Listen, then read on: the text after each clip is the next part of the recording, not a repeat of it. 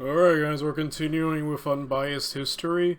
Last video titled the Pax Romana, basically, it basically covered the Civil War and kind of what happened after the fall of Nero and the original dynasty set up by Augustus.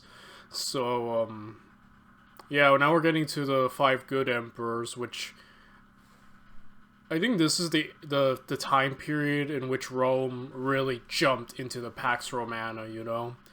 And I can't pretend that I know. I think one of the good emperors is Marcus Aurelius. I know he's one of the best Roman emperors. I just don't know which part of history, Roman history, he shows up in. Well, we'll get to him if he's in this video or in the future. Like, you know, we'll see. I don't really have much to say, so let's get right into it.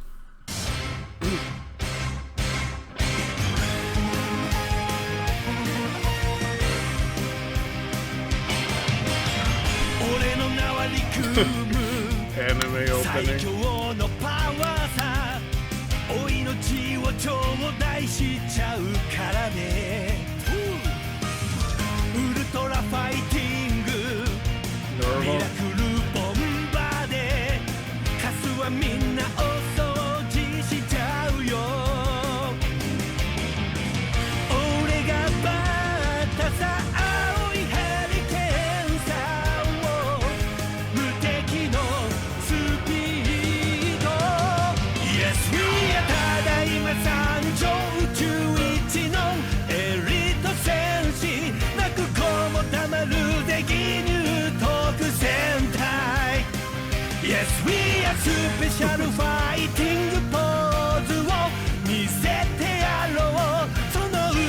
Yes, Marcus Aurelius. I know.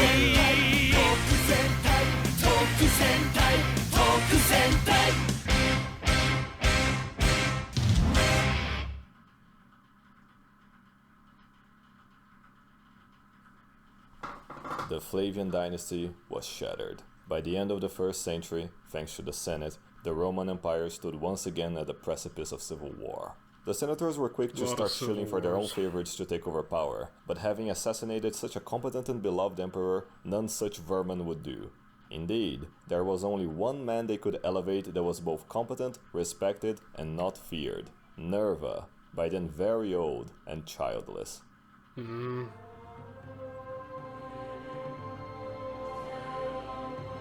Loving the increased production design of these videos. Nerva sought to restore order by pleasing the petty senators, allowing them to desecrate Domitian's statues and squabble freely among themselves, as he set about simultaneously reducing taxes and keeping the plebs entertained, with the help of Domitian's administrative staff, that is, even cancelling a tax the Jews had to pay, so they wouldn't feel like revolting. But in his pursuit to please the senatorial parasites, he allowed Domitian's assassins to evade punishment, something Domitian's Praetorian Guard couldn't abide by. One night, the Praetorians invaded the imperial palace, slaughtered the local guards, and ran a long-delayed massive purge on all of Domitian's assassins. Nerva was taken hostage during all this, but never harmed. In fact, they just let him go, and he thanked them afterwards. Everyone agreed a purge was needed. But yeah, the Praetorian Guard was insane. Like, during the time of this series, I've really looked a lot into them, and the Roman emperors they've killed. Like, they had so much freaking power for what was originally just supposed to be bodyguards. Like, it's just funny reading that. And I'm surprised, well, obviously no emperors probably didn't like dissolve them sooner because they had so much power, but eventually, yeah, some emperors got smart and basically disbanded them, which was a good thing in the long run, you know. Old Nerva's days were counted either way. Nearing his death, Nerva cemented his reputation as the first of the 5 good emperors by performing the greatest action possible, adopting Trajan as his heir. The senators were quick to start bitching, being denied their chance to lobby for their favorite vermin to become emperor. All while Trajan governed Lower Germania, scaring the Germs away with his mere presence. It was then that he received a messenger from Rome, bearing news of his adoption by Nerva. The messenger's name? Hadrian. They were second-degree cousins, you see, both descended from Roman colonists in Hispania, born in Italica. a city founded by Scipio Africanus himself to host his veterans. Trajan's own father had served beside Vespasian and Titus in Judea, while the young genius trained in Syria, and just like Caesar, instigated an aura of respect and reverence wherever he went. Once Hadrian's father died, his cousin Trajan, alongside a man named Attianus, took responsibility for Hadrian and his sister, raising them as the children he never had. For while Trajan did get married with a virtuous wife, he much enjoyed boy pussy instead. Hadrian, however, was so obsessed with twink-ass that he gained the title Greekling, embracing his duty as a Trojan descendant and civilizing all twinkie Greekoids he found with his massive Roman dick.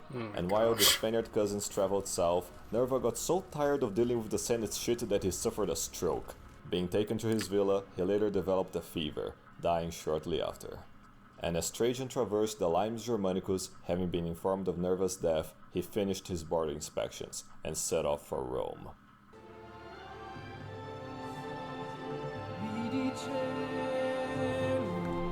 Yeah, so Nerva. So guys, so right now I just got home from school. It's like about to be 5 p.m. and yeah, I'm a little tired because last week basically all like midterms and finals for like theology school. Midterms for my normal university, finals for theology school. So as you imagine, all last week I'm like drained at the moment mentally, so forgive me if I just straight up forget how to pronounce these guys' names, even though he just said it like 5 times. But yeah, Nerva overall very competent, can see why. And you know, when he mentioned basically one of his great acts was just adopting Novice T. I'm just gonna say T. When he adopted T, yeah, like I think I mentioned it in the Augustus video that just choosing a successor is a big deal. Like the big problem with Augustus is that obviously he had issues with having an heir because they either died or killed. You know, and he ended up with Tiberius, which Tiberius ain't god-awful. He's not great either, mind you, but he's... For the most part, he's kept the status quo, so he was okay, but, you know, following Augustus, you know, that's quite the feat. That's quite the shadow, you know, and... Yeah, it's just like choosing a successor is such a huge part, and... You know, choosing a great one can lead to a lot. Like, Julius Caesar had that down. Julius Caesar choosing Octavian to be his, basically his heir, his son, did so much. So, like, yeah, that's, like, something very underrated. But, like, yeah, a good ruler or king should always, you know, always have a competent heir. It's often hard to realize the importance of the times one lives in, but while few knew it at the time, as Trajan entered Rome on foot, they were about to experience the height of Roman civilization. Wow. As Trajan approached the Senate, he was very respectful, emulating Augustus's benevolence to keep the treacherous senators in line, continuing Nerva's policy to placate them, including just as much bread and circuses for the masses. One of Trajan's countless skills was his ability to recognize talent, assembling the best of the best the empire could offer, sending them to govern the provinces and legions with great autonomy. One such brilliant mind was Apollodorus of Damascus, the genius engineer he met while in Syria, whom Hadrian would always fangirl around, and Lucius Quietus, the civilized Berber prince, bringing both along with him wherever he went, including Dacia. As we'll remember, Decebulus, being a filthy barbarian, betrayed his word, using the funds and weapons given to him to fortify against the Germs to instead fortify against the Empire, rallying the local tribes against Rome. Trajan, of course, was revolted by this betrayal and asked the Senate permission to invade, which they unanimously did, but civilizing Dacia would prove to be a one-sided affair. For Trajan would have to defeat a people as well armed as the legions, thanks to their iron mines, defending steep mountain forts built with stolen Roman technology, all while enjoying local terrain knowledge and a massive advantage in numbers. Dang. Trajan was about to fucking annihilate them. Having Apollodorus build a temporary bridge, Trajan crossed the Danube, invading with 2 legionary columns and meeting Decebulus' legions at Tapae. As he relentlessly slaughtered the barbarians, Jupiter sent a powerful storm onto the battlefield, terrifying the Dacians into a retreat. After returning to the Empire to pass the winter, the Decebulus charged out of nowhere, crossing the frozen Danube in a surprise attack, but the ice collapsed on them, submerging his army in the back, while Trajan quickly mobilized a vicious cavalry counterattack in the front, led by Lucius Quietus. Beaten back, and with Trajan's legions threatening to advance further, the Decebulus promptly surrendered. In his infinite mercy, Trajan allowed the Decebulus to remain as client king, only ceding some territory and promising to be loyal this time. As part of the treaty, the Dacians provided the resources for Apollodorus to build a huge permanent bridge across the Danube, which would remain the largest one ever built for a millennium, threatening the Dacians with an immediate imperial response, should they revolt. And of course he revolted again. Not even a year later he was already sacking Moesia again like the fucking barbarian he was. Utterly pissed, Trajan would invade again, starting the Third Dacian War, to make sure there wouldn't be a fourth. With the military skill born only once in age, Trajan, alongside Quietus, crushed all barbarian hordes in his way as he marched to the Dacian capital, laying siege to it. As he did so, a local barbarian betrayed the Decebulus, showing where the water supply of the capital was located. Trajan then cut it off, forcing them to surrender, as the Decebulus cowardly fled towards Sarmatia. Meanwhile, Trajan was informed by another Dacian trader of where the Decebulus' gold deposits were, and with this massive gain at his hands, there was only one thing left to do. The Decebulus was later encircled by Trajan's cavalry, and, refusing to pay for his crimes against civilization, he killed himself to avoid capture. Dacia was then broken apart into subservient tribes, with its valuable mines annexed by the Empire. Trajan would then bring the Decebulus' severed head and right arm to Rome, throwing them at the Gamonian stairs, where Sejanus had once been strangled, and Vitellius beheaded. To celebrate the conquest of Dacia, Trajan held a majestic triumph, bringing to Rome 700 million sesterces worth of gold with him, and another 700 million more every single year from the new province. With these new riches, Trajan would benefit the empire as a whole, proclaiming 123 days of celebration in the Eternal City. After pleasing the plebs, he would have Apollodorus build him a great column to show how Dacia was conquered, Trajan's Column. Then a forum for the patricians, Trajan's Forum, and a market for everyone, Trajan's Market, and a road for everyone as well. Can you guess? Trajan's Road? Via Traiana. And when the client king of the Nabateans died, Trajan sent his legions to directly annex it, bringing civilization to Arabia by building a road connecting it to the Red Sea, going through Petra in its route. Yes, the parallels are only going to increase. For the next 7 years, Trajan ensured the Roman peace, spending his off time exchanging letters with Pliny the Younger, a good friend of both Tacitus and Suetonius, and assigned the governorship of Bithynia. There, he attested to the emperor's wisdom and virtue, asking him advice on what to do about the Christians. Trajan's advice? Ignore them. For even among the Christ-cucks of the future, Trajan would still be universally loved as a virtuous pagan.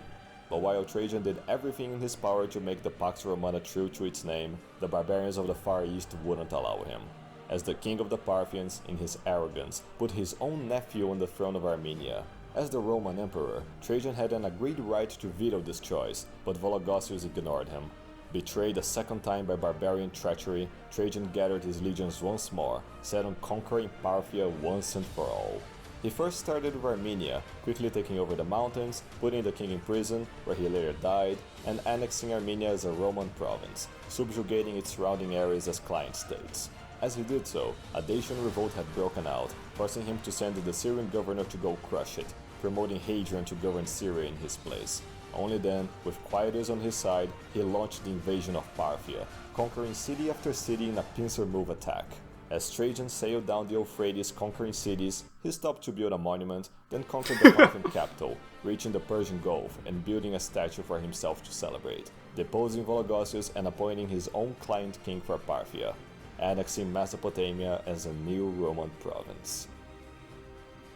It was the culmination of countless Roman legacies, from the early forefathers' conquest of Italy, to the Scipio's salting of Carthage, the late Republican subjugation of the Grecoids, to Caesar's conquest of Gaul, and his imperial successor's consolidation of the empire. Trajan had brought the empire to its greatest extent. From the North Sea to the Persian Gulf it stretched. The known world had been united under the Roman eagle. its legions invincible, their emperor almighty, his power unmatched, attained by divine right. The first emperor to ever live up to Augustus. No empire would ever again match Rome's glory. Forevermore, Trajan would be acclaimed as Optimus Princeps, the best emperor.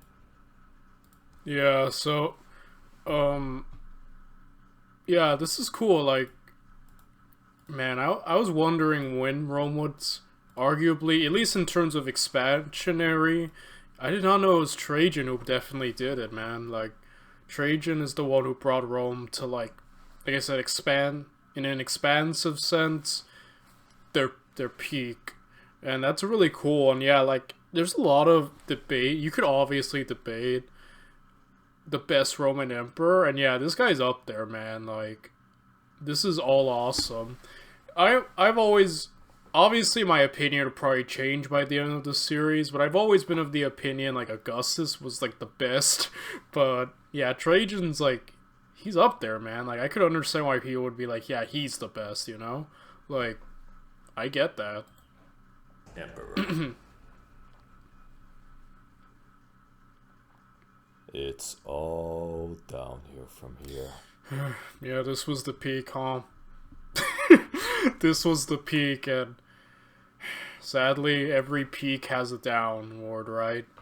It's like, every peak has a valley, and oh boy. What first got the ball rolling south were the Jews, having migrated to the other eastern provinces after their first revolt failed so spectacularly. Wherever the Jews went, they refused to convert to the Roman gods, being shunned away from society at large. Their resentment towards Roman rule culminated in Cyrene, with Lucullus, for he had a theory, this Lucullus. The reason why the first Jewish war was lost, Lucullus argued, was that the Jews didn't kill anywhere near enough as many innocent civilians as they should have, and by the gods did he ever put that theory to the test. Proclaiming himself king of the Jews and inciting religious fervor in Cyrene, Lucullus threw another great Jewish revolt.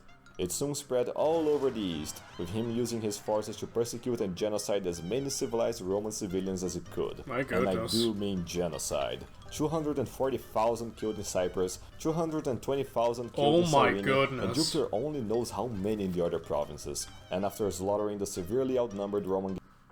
Man, like, I guess news didn't travel so quickly, but I'm like, how did he get that far? Then again, he was just killing normals. He wasn't, you know, going after the legions. I mean, obviously he killed some legionaries, but he wasn't facing the main armies. But like, dang, I'm like, how did you get that far? Like, how did you get this kill count without being stopped quicker? Garrisons, they had the dead's flesh cooked for meat, their skin used for belts, and the survivors thrown to wild beasts. Once the revolt spread to Mesopotamia itself, along with some cities still resisting being civilized, and a Parthian revolt breaking out, Trajan was forced to turn his forces back.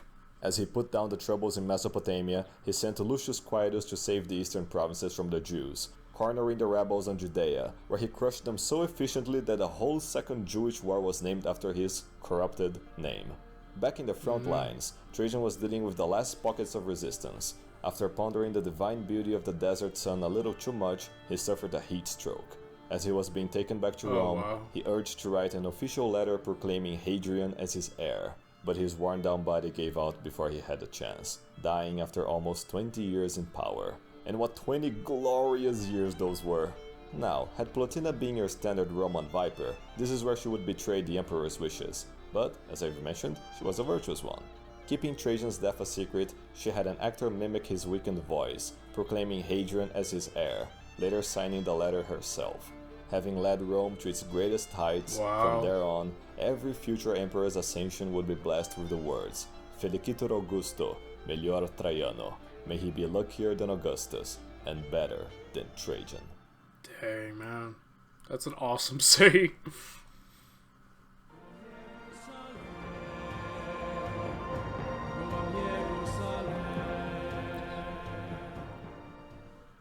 As Hadrian read about his cousin's death, an unrivaled weight had been put upon him. If the gods would challenge him with living up to the likes of Trajan, then Hadrian, being acclaimed imperator by his men, would embrace the task head-on. Being the fortunate position of governing Syria and all its legions, the senators couldn't bring themselves to bitch too much. They still hated him though. Why? You're asking the wrong questions. What would come to define Hadrian's rule was an immense love of civilization, combined with a deep hatred for barbarity. The result being a preference for highly trained legions, non-stop constructions, and consolidated borders, the last one being the first he tackled. For as glorious as Trajan's eastern conquests were, it was left to Hadrian to answer the big question: was the Middle East worth civilizing? Oh no, gods fucking no. So instead of direct rule, Hadrian recalled quietus with his legions, settling with having the new provinces made client kings, except those already integrated into the empire. They could stay, for now. But while the senators kept their vitriol mostly to themselves, one whom did bitch openly was Attianus. He just wouldn't shut up to Hadrian about needing to purge all of Trajan's former staff members, getting refused every time. So Attianus, directly opposing the emperor's orders, had the Praetorians murder 4 ex-consuls whom previously served Trajan, including the former governor of Syria and Lucius Quietus. Once he learned of the murders, Hadrian was horrified, immediately kicking Attianus out of the Praetorian Guard, but the damage was done, and so the centaurs— Dude, that sucks. Like, wow, I did not know he would just die like that. That actually caught me off guard. Wait a minute. So Attianus, directly opposing the emperor's orders, had the Praetorians murder 4 ex-consuls whom previously served Trajan, including the former governor of Syria and Lucius Quietus. I did not expect Quietus to just go down like that. Holy. Wow, that sucks. And so the centaurs began bitching without restraint. Ending treason trials and promising not to hurt them didn't please them. So Hadrian turned to the plebs, and to appease them for good, he had all state debts of the past 15 years pardoned, having the Praetorians burn the documents in public, making him even more popular than any Flavian. Speaking of whom, if Domitian was a micromanager, then Hadrian was a nanomanager. While Trajan left governance to his capable staff, Hadrian meddled with every single imperial affair, ensuring everything operated efficiently and justly. And to do so, he spent over half of his reign traveling through the provinces of the empire. First, he headed to the Rhine, disciplining them to prevent another one of their revolts, later having them prevent another Germanic incursion by upgrading the walls of the Limes Germanicus. Okay, that's cool, because, you know, it's really, especially with something so vast as the Roman Empire, it's like, just leaving the hand, like, Trajan wasn't wrong, I'm not saying he was wrong, you know, like, he was smart until, you know, delegate and let his people govern where it is, but I also really like, you know what, Hadrian? Okay, yeah, Hadrian. So yeah, Hadrian, I like, obviously, it takes a lot of work, a work ethic to just be a micromanager, especially of something of this magnitude, but I respect him a lot for doing that. Like, man, yeah, this really was, like, the best of the Roman era, man. Which takes us to Britannia, where Hadrian headed north to deal with a recently crushed rebellion, and saw with his own eyes the monstrosities that there lived. Without hesitation, Hadrian ordered a massive wall built, to protect the citizens of Britannia from the horrors that now laid beyond the wall. He then went to Hispania, where he relaxed by hunting down animals and fucking some twinks, then went south to crush a Moorish rebellion, and then went to the east, there negotiating with the Parthians to stabilize the borders. And during his trips, he just kept building shit wherever he felt like. Everywhere, that is. And as he passed by, he renamed the Thracian city as Adrianople in his honor. Yet another thing for you to remember, pleb. That included reconstructions as well, therefore rebuilding Agrippa's Pantheon in its current form, and moving the Colossus Solis to stay beside it. Along his trips through the east, he indulged the wildest dreams of every Greek twink he found, until he met the most beautiful of them all, Antinous, who possessed an ass of such quality that even Sporus would kill for it. In such a good mood would Antinous put Hadrian, that while in Greece, he allowed the Greekoids to assemble themselves into a pan-Hellenic league led by Athens and Sparta, only for it to be broken apart by petty squabbling, as Hadrian both reassured Rome's authority over its client kings and indulged in the weird religion the Greeks had so shamefully copied from Troy. Afterward, he sailed for Judea, there seeking to restore Jerusalem as a proper civilized Roman city, renaming it Aelia Capitolina, in honor of both him and Jupiter, ordering a temple in his honor to be built, later banning the barbaric practice of circumcision, which all combined to really trigger the Jews a lot. By then, Antonius had come to mean much to Hadrian. It was the truest form of love there was, that of a cum-slut to their master. They even traveled to Egypt, visiting the pyramids and Sphinx as a rich couple in love does. Nevertheless, Antonius was still beset with one great terror, fearing when Hadrian would abandon him for a woman. Little did he know that Hadrian wasn't bisexual. He detested women, like his wife, but Antonius was still driven to depression over it. And as Hadrian was resting by the shore of the Nile, the dead corpse of Antonius floated nearby. The emperor was heartbroken. Drowned in sorrow, he secluded himself into absolute isolation, suffering waves of sadness, grief, and lots of anger. Meanwhile, the Jews were at it again, about to throw yet another revolt. Led by the proclaimed Messiah Bar Kokhba, he promised to retake Judea by any means necessary. He gathered his fanatical Jews, slaughtered the local Roman garrisons, and retook Jerusalem for themselves. When the local legions tried to restore peace, they were pushed back by 500,000 rebel Jews. Wow. Bar Kokhba purged Judea of all non-Jews, Romans and Christians alike, along with their wives and children. When news of the massacre reached the emperor, Hadrian went mad. He sailed for Judea, followed by 12 legions, and started killing every single Jew he found. No mercy was showed, no quarter given. Hadrian would settle with nothing less than the complete destruction of Judea.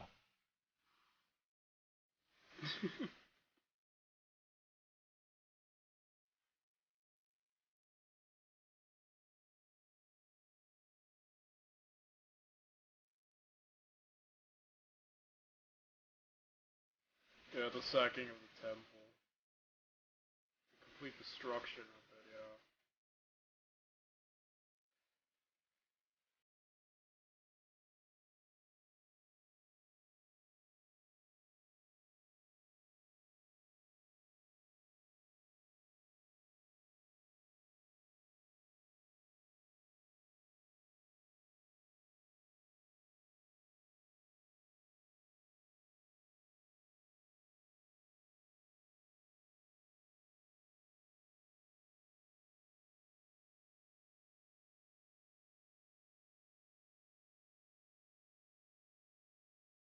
Insane, man. I know about that. Ready to die again. Obviously, I didn't know Hadrian did that. But yeah, I'm well aware of the there's a technical term for it.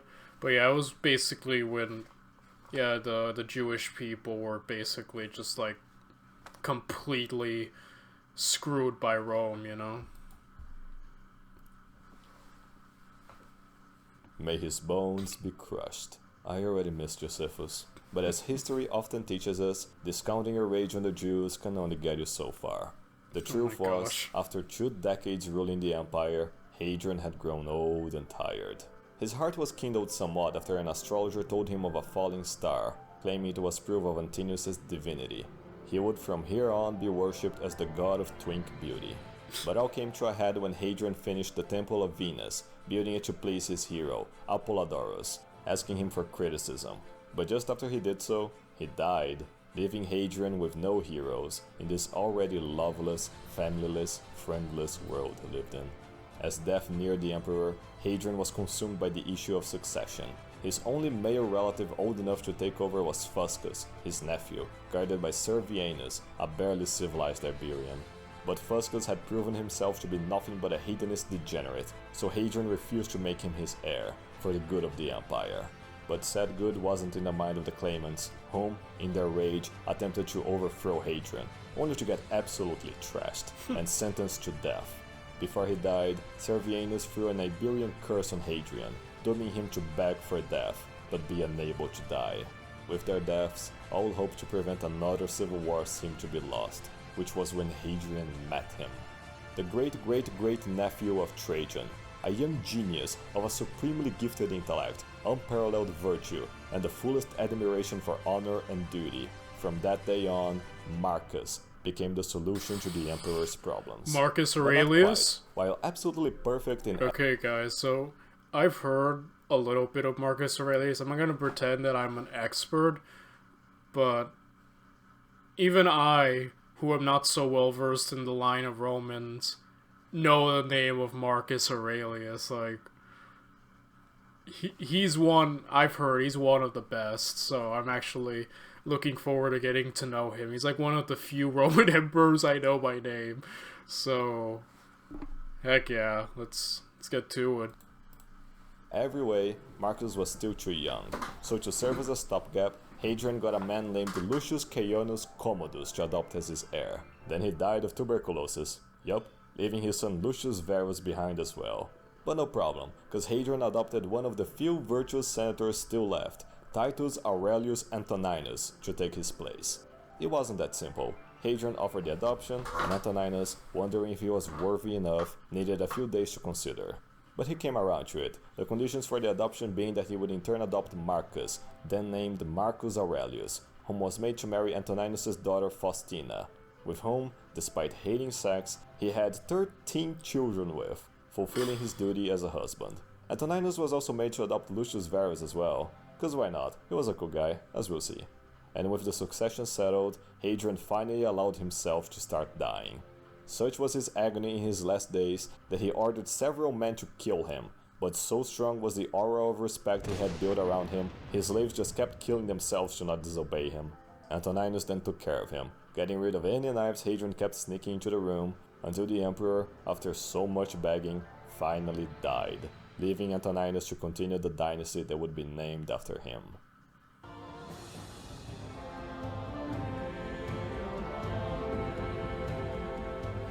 Antoninus? And he did absolutely nothing for 23 years. Nice. Based. Well, he did order the deification of Hadrian against the Senate's wishes, gaining him the title Pius, the Dutiful. But things generally just happened around him. Like when the legions pushed north and built the Antonine Wall, slaves were given more rights, out of mercy, Roman representatives were sent to China through the Indian Ocean, all while he remained in Italy, never leaving it, not once. Oh, and that time when the new king of Parthia, Vologases IV, reunited his shithole kingdom and threatened to invade. So Antoninus just sent him a letter, saying, encroachment on Roman territory would not be taken lightly, which was enough to make Vologases back down.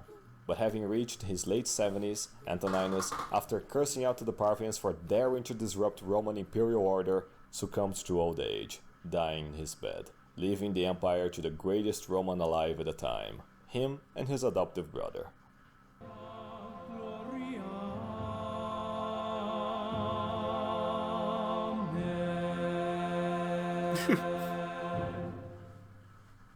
The Nerva Antonine dynasty, so far, had been blessed with great emperors, and Marcus Aurelius was no exception. Unfortunately, in the first year of his reign, he would be faced with a monumental tragedy.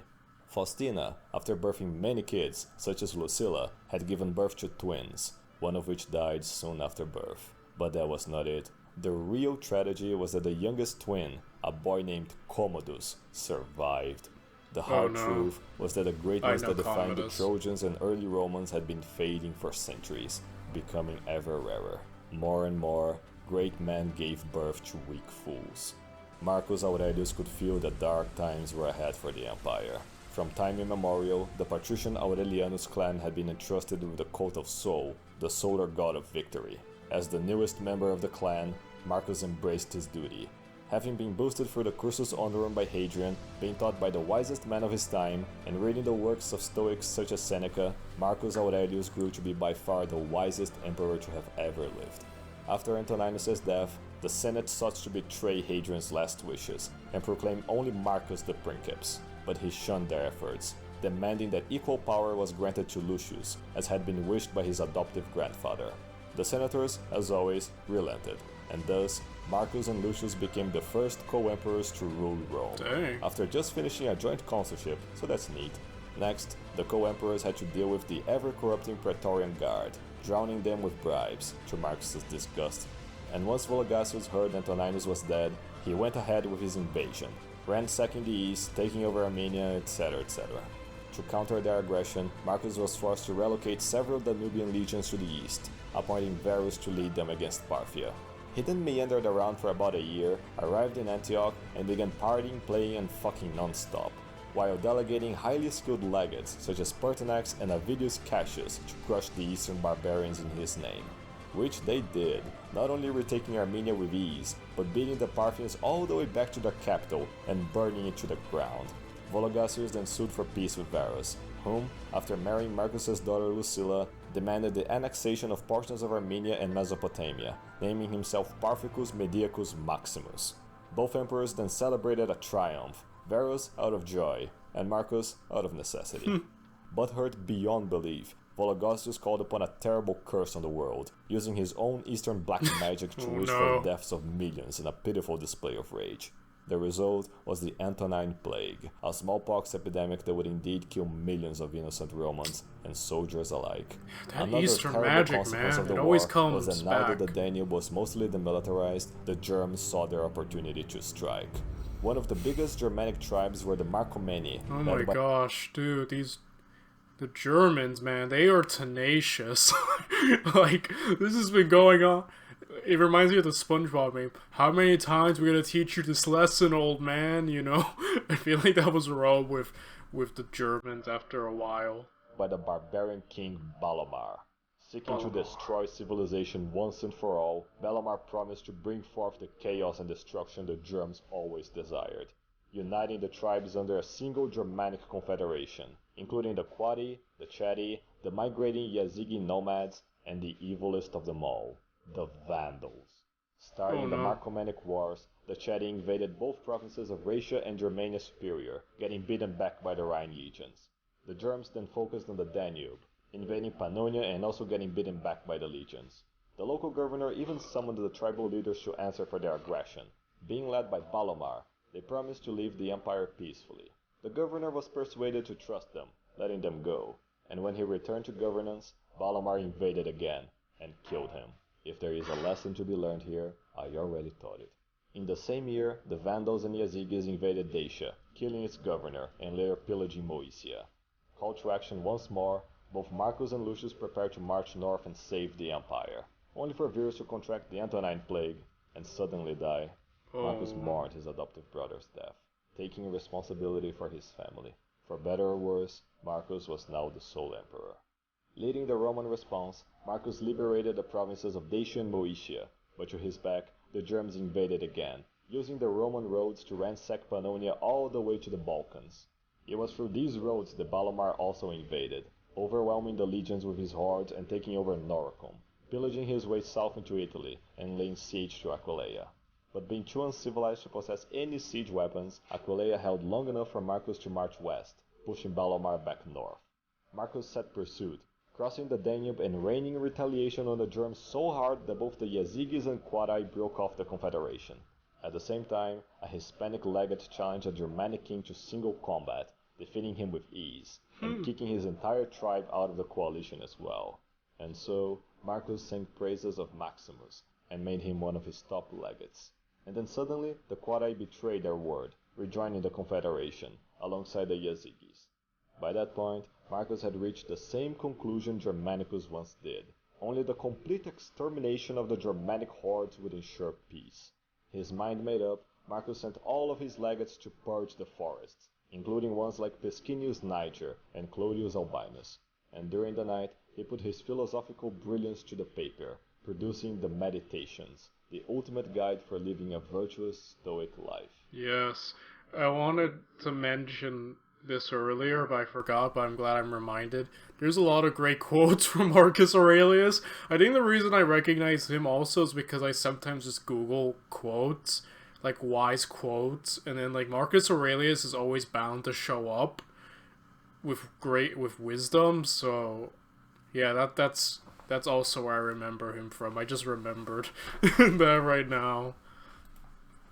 As the war raged, the gods joined on Rome's side, striking bolts on barbarians during sieges and starting rainstorms when the legions ran short on water. Getting beaten to a bloody pulp, both the Quadi and Yazigis surrendered to Marcus, real this time, and with this great victory at hand, the entire East rose in revolt. Yeah, Remember Avidius Cassius? He had been in correspondence with the Empress, and with her melodramatic waning, it seemed like Marcus was about to die.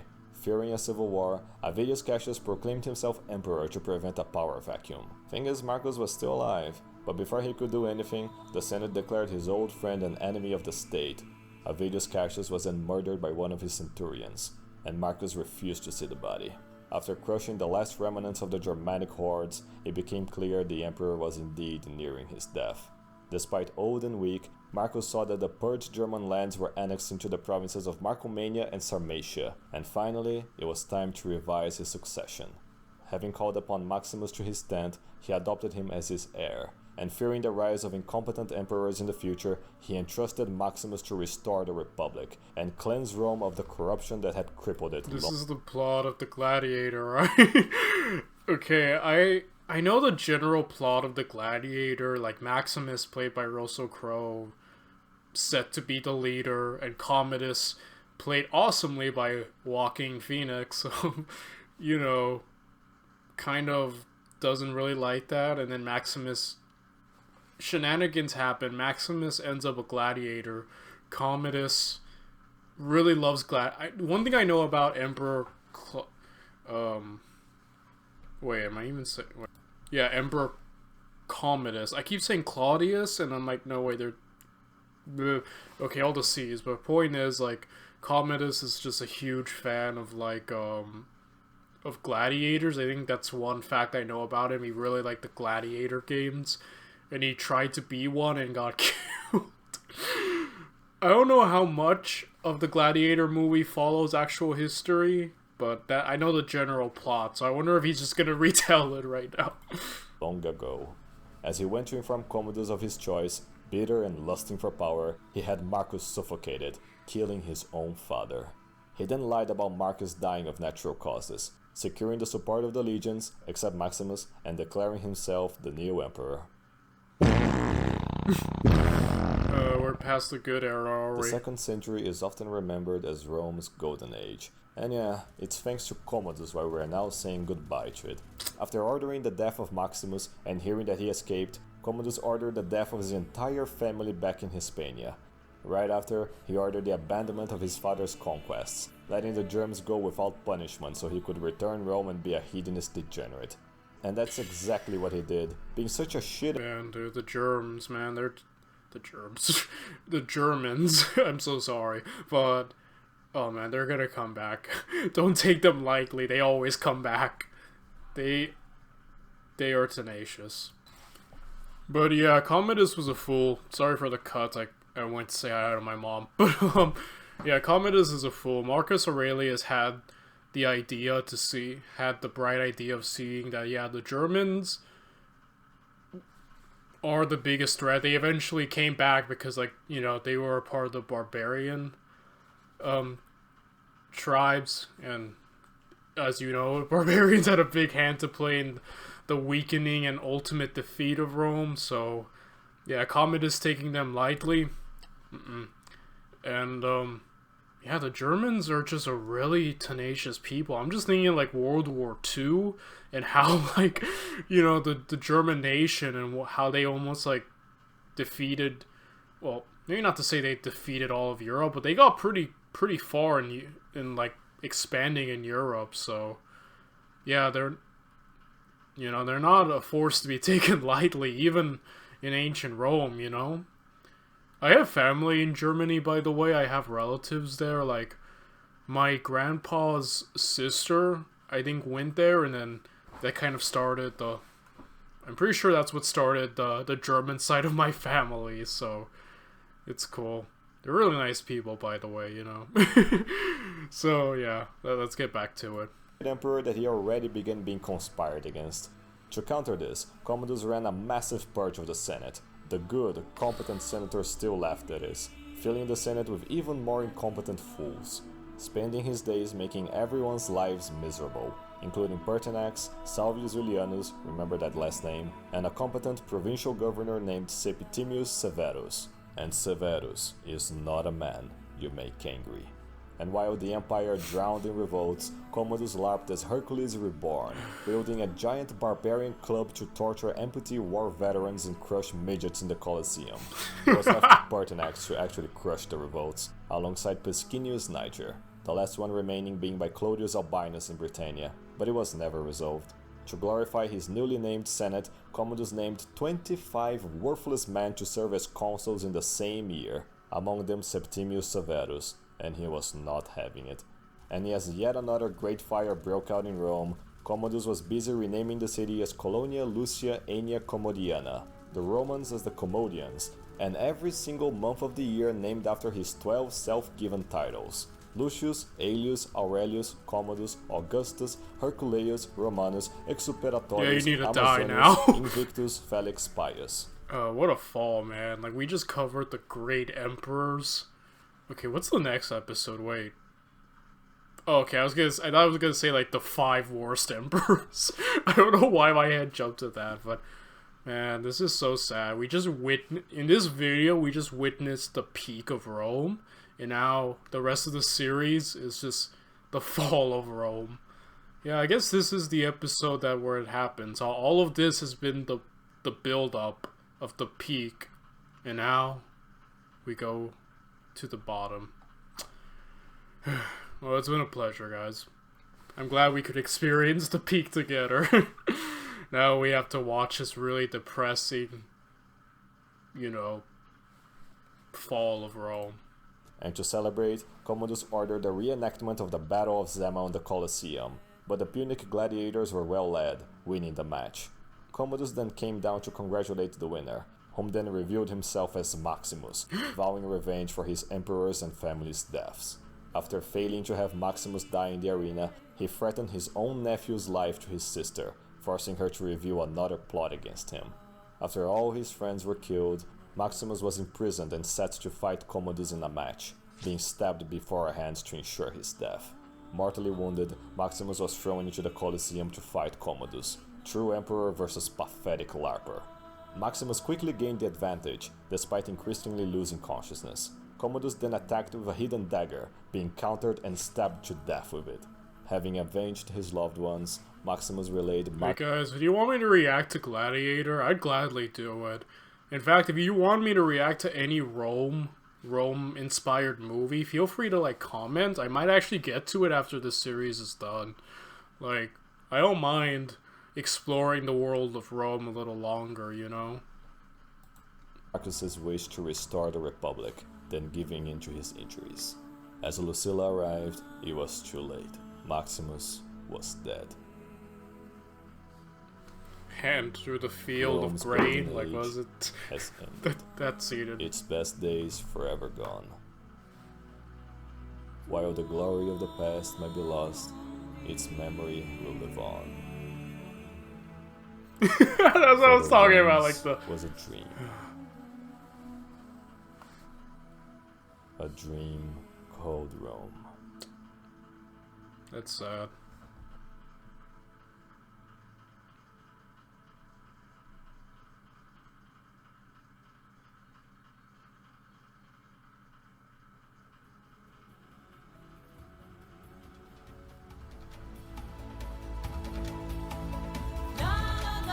Okay, I was just making sure you didn't have anything else to add.